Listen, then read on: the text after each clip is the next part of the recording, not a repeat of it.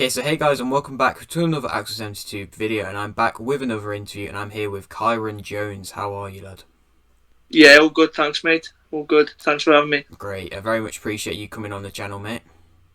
Yeah, no dramas. It was a pleasure. hmm Thanks, like I said, thanks for having me on hmm board with your channel. Yes, and so am I right in saying you're 24, you're a middleweight, and you're 6-0, correct?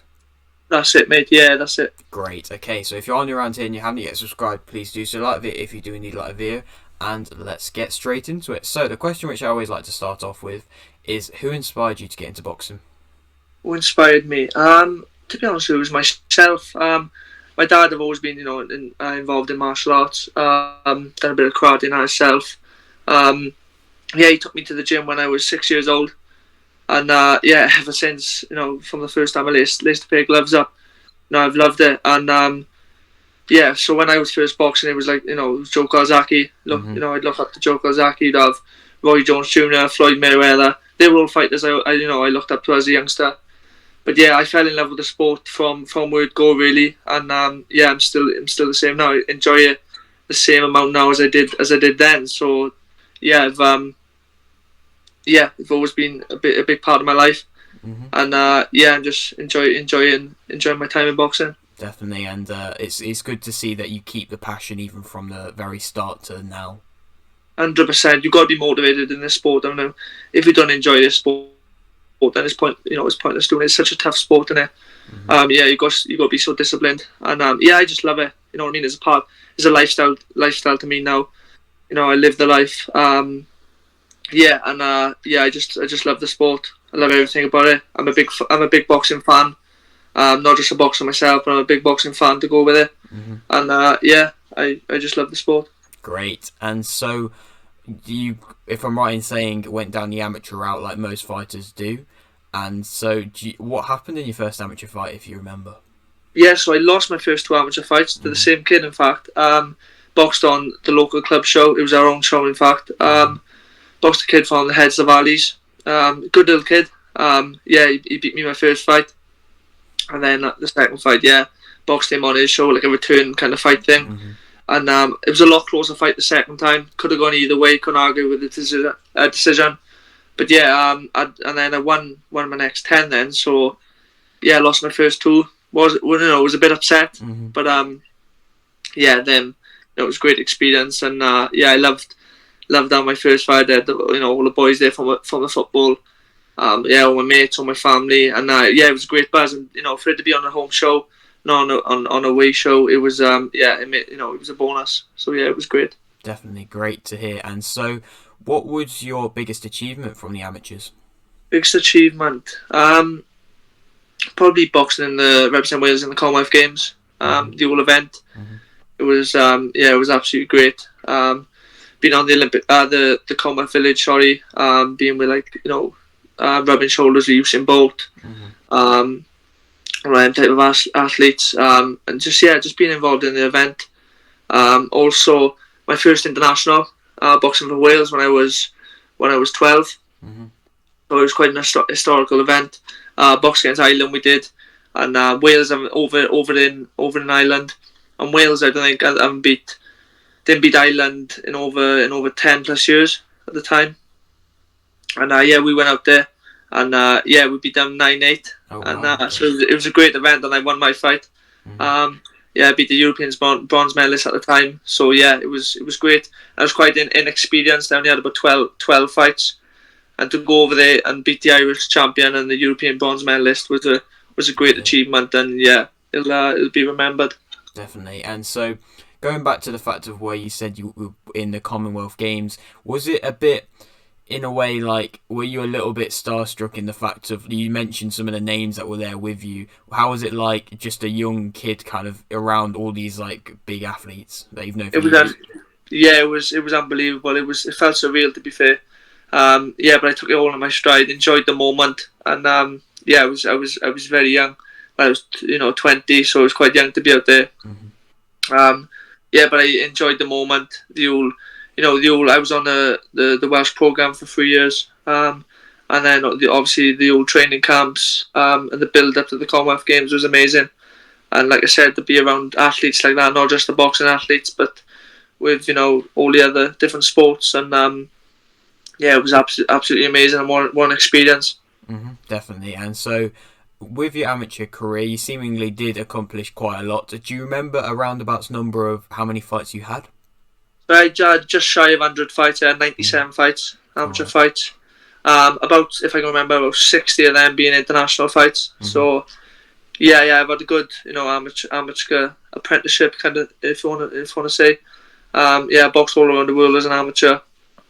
All 15 different countries. I boxed in like 3 European Championships, World Championships, Commonwealth Games, like we just mentioned. So I boxed some top lads.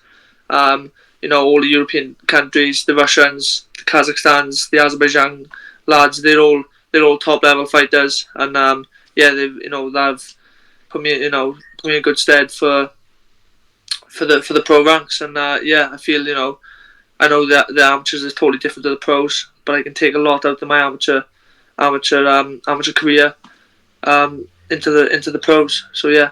Definitely. And so you said the fact that you were just shy of 100 fights. Why did you turn pro when you did, when you could have got that 100 mark? Was it you not bothered about that? Yeah, I felt I'd done everything I could in the amateurs. The only thing I didn't do was the Olympics. Obviously you had to be on GB for the Olympics. You had to get onto the squad, and obviously it was a 4-year cycle then. So by the time the Olympics come around, I felt it was great timing for me to turn pro. It was 21 at the time, but obviously the COVID hit then. So by the time I turned pro, I was 23.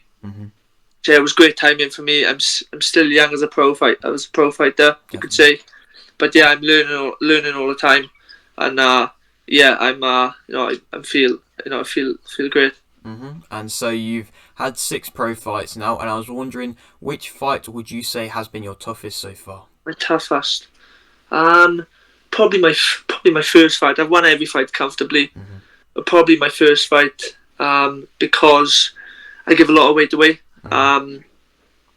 So I think I weighed in. The match was made at 11-12, and then the boy I fought come in at about 12-7. So I give a lot of weight away. I won comfortably, won all 4 rounds comfortably, but that extra bit of weight, he pushed on. He took a lot of shots, and I could say that was my toughest. But I won every fight comfortably, and I'm loving it at the moment. I'm learning all the time with the gym, with Gary and the boys.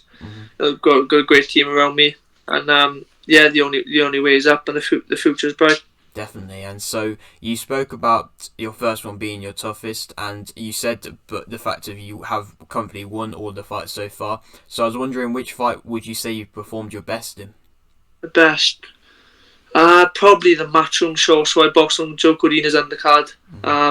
Boxed. What was his name? Memedov. So I can't remember his first name, but he's a road warrior, and I felt I performed on the platform which was put on.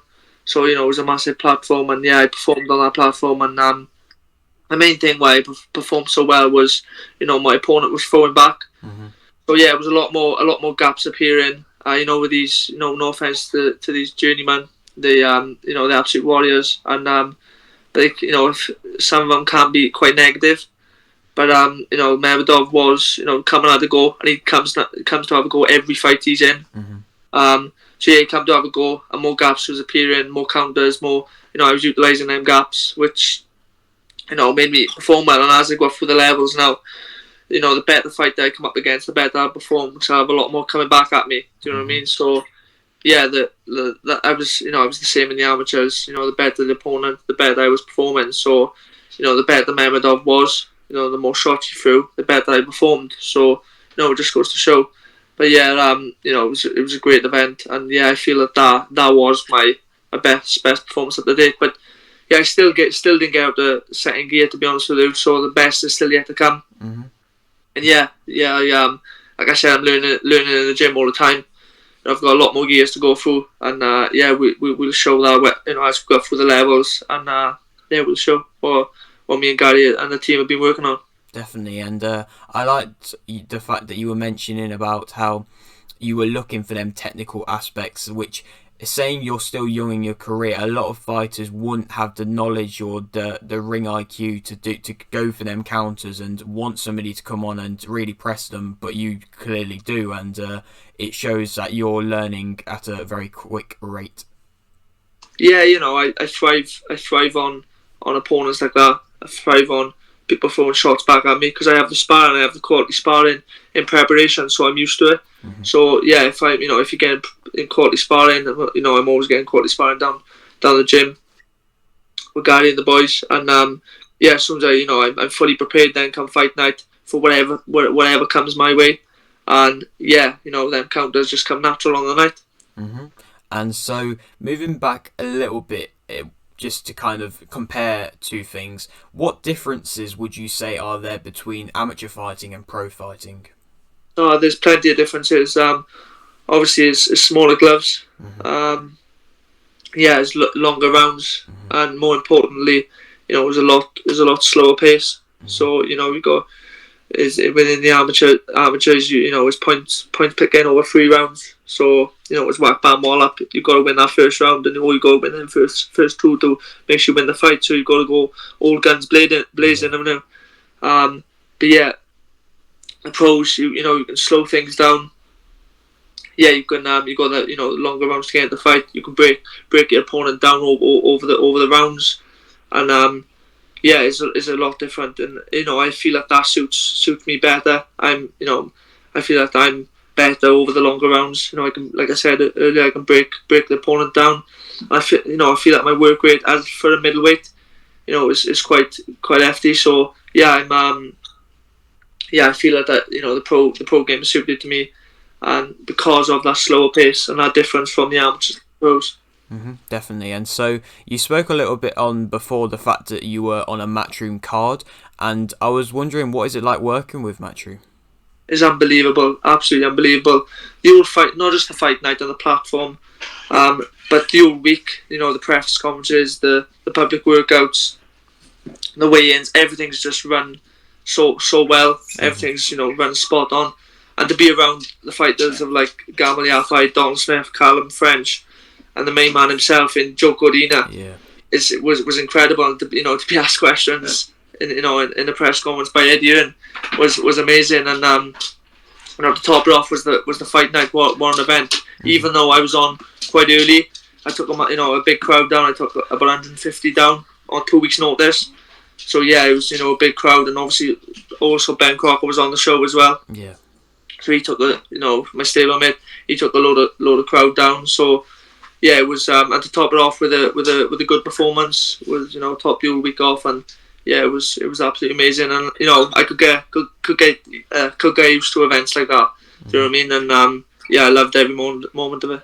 Definitely. And I mean, I know quite a lot of fighters that are in a relatively similar position as you, but haven't managed to get that privilege to be on a card like that. And so for you, it must have meant the world to you. It was amazing. It was absolutely amazing.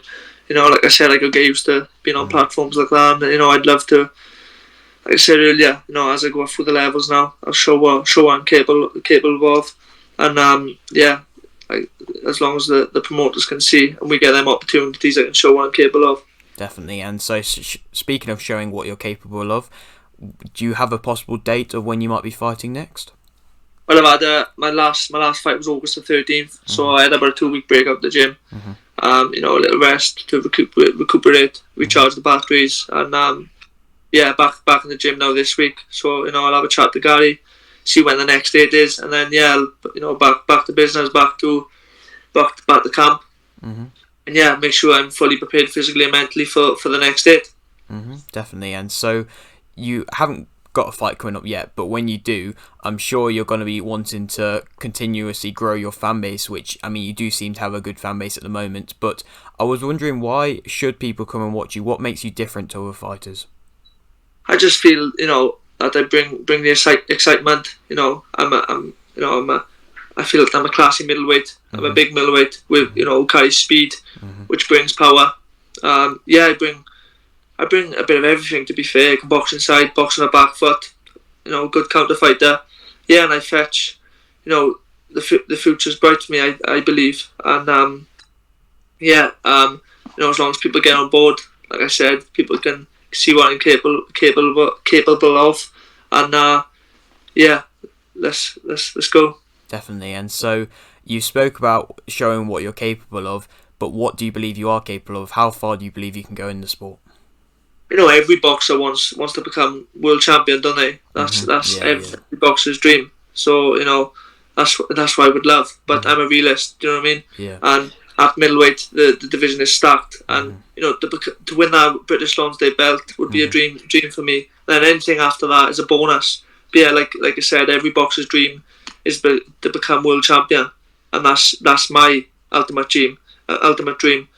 Like I said, I'm a realist, so a Lonsdale belt would be great, and then anything above that, is an absolute bonus.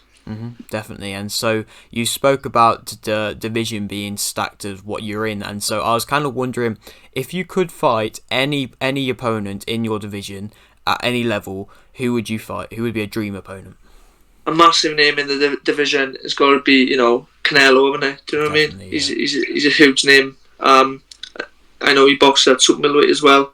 But yeah, he's a name I look up to, and he's a massive talent. You've got Glavokin, and yeah, you've got them type of fighters. Daniel Jacobs, and the all top level fighters. And if I could share a ring with them, I'd be a dream of mine. Definitely. And so you spoke a little bit on Joe Cordina, the fellow Welshman, and what would you say he's doing to the sport in Wales? How much is he changing it and bringing these big cards to Wales? Well, he's bringing big time boxing back to Wales, isn't he? Do you know what I mean? He's bringing big nights back, which is what us Welsh fighters need. We need that platform to perform on, that big platform to perform on, and now he's won that world title, which was a magnificent night. Yeah, it was a great. And how he delivered the goods was unbelievable, and a night we'll all remember for a lifetime. He's now brought big time boxing back to Cardiff and back to Wales, and I'd love for him to get defence back in Wales. Or if he don't have the defence back in Wales, then hopefully next year he'll bring the shows back. And we've got the likes. You haven't just got Joe, you've got Lauren Price, you've got a girlfriend in Caris, you've got Liam Williams, you've got Gavin Gwynn, British Commonwealth champion, who's coming through, and they're all bringing big shows back to Wales, and for us prospects and us Welsh fighters to get on them undercards is would be great, and that's what we all sacrifice what we do for them type of nights. And yeah, I'd love to have experienced the Joe Cordina fight night and to be on the undercard of that. I just want more of it now, and I'd love to, like I said, end of this year, next year, or I'd love to get on more of them shows, because that's what I thrive on. And like I said earlier, that I felt my best performance was on the Matchroom show, because I thrived on the occasion, and I had that better opponent. So yeah, like I said, the more bigger platforms and the bigger shows you see me on, the better I perform, and the better the more I can show you what I'm capable of. Definitely. And you spoke a little bit about like the new fighters in Lauren Price and Caris Artenstall coming through from Wales, and it does show the fact of like there's been a few years where there's not been like a clear Welsh like push in the fighting, but now it is very clearly coming to fruition to be an actual big competitor in the boxing community. And how far do you believe that the Welsh fighters can go? Do you think there'll be many more Welsh champions in the coming years? We just need to be given that opportunity. Do you know what I mean? So as long as we give it, there's plenty of Welsh fighters in Wales. They just need to come and have a look, and see what talent we got down here, not just at the highest level, but the prospects we got, and the grassroots fighters we got in this country. And we just need to be given the opportunity to show what we got. Like you said, you got Lauren, you got Caris, you got Liam Williams, you got even like Chris Jenkins and that. Do you know what I mean? They experienced members of the sport, and they are fighters we look up to. And as long as you give us the opportunities, we can show the country and the world what Welsh talent we got. Definitely. And so I'll leave it with this final question, which I always like to ask. You've got a little bit of a platform here. Would you like to shout anything out? yeah, just a massive thanks to all my supporters, all my family, all my friends, all my sponsors. There's so many to list. Yeah, but all my sponsors, all my team, my my strength and conditioning coach. I've been daily on fitness. Yeah, I got a great team around me, and yeah, just a massive thanks to everyone who's buying tickets to watch me. Fight in, fight out, and yeah, I can't thank all your support enough, and I'm super grateful. Yeah, so thank you. Great. And thanks to yourself for having me on. Yes, I mean, a real honour to have you on. You spoke saying you're a young fighter, you've spoke some very knowledgeable things, showing that you've definitely got an intellectual side of the sport in you. Thank you, mate. I appreciate that. Thanks a lot. Okay, and so maybe in a few years when you are fighting for these belts, we can come back and do a return interview. Of course, mate. Anytime. Anytime. Great. Okay, well, if you are new around here and you haven't yet subscribed, please do so. Like the video if you do need like the video, and thanks for watching.